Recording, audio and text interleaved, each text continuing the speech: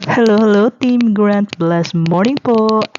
So, eto naman yung second day namin ng gala dito sa Milan. Dahil nga nasa center mismo ang aming tinutuluyan, ay konting lakad lang ay nandito na kami sa Duomo. Dito sa center ng Milan. So, ngayong araw na ito ay plano nga naming umakyat sa pinakataas or rooftop ng Duomo Cathedral. At kahit napakahaba ng pila ay nakapasok din kami agad dahil mabilis din naman umusad ang mga tao. And yes, napakahaba ng pila at napakarami talaga ng tao for today. And super worth it naman dahil sobrang ganda talaga dito sa rooftop at kahit saang anggulo ay mapapawaw ka talaga naman.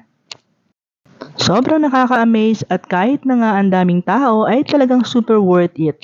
Akyatin ang lugar na ito na medyo matirik ang mga steps ng hagdan. Kung yung mag-ama ay hindi ininda yung pagod ng pag-akyat, ako naman ay super hingal talaga at need mag-stop lagi sa bawat floors dahil nakakapagod. Kaloka, ang daming steps.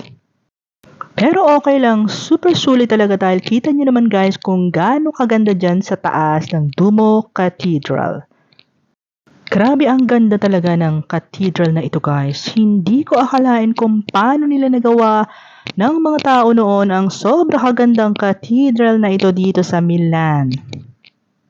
At syempre ang dami na namang mga kaek-eka ng aking pinagagagawa. Char.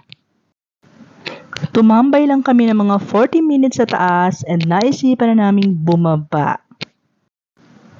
Mabilis lang ang pababa in fairness, hindi na nakakahingal gaya ng pag-akyat. Pagbaba nga namin ay dumiretso na kami agad sa loob ng church at dito ay na-amaze na naman kami sa ganda ng loob ng Duomo Cathedral guys. Iba din ang architectural thoughts ng loob ng Duomo na ito at nakakahanga talaga. Napapaisip na naman ako kung paano nila nagawa ang ganito kaganda at breathtaking na cathedral. Nagpunta din kami sa other side sa loob na kung saan ay makikita ang archaeological rocks na ito. Thanks for watching guys. God bless you all!